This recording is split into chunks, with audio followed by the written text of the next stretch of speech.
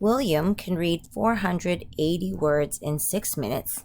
At this rate, how many words can he read in 1 minute? So we're going down to 1 minute. So we are looking for a unit rate. So when we set this up, we want to put the minutes at the bottom.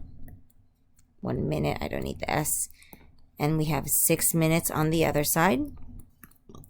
And that is 480 words per minute. So we need to think, what can we do to get from 6 to 1? And we're going to divide by 6. And we have to divide the top and the bottom by the same number.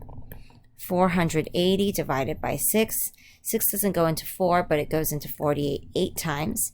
6 times 8 is 48. Subtract, you get a 0. I do have another 0 to bring down.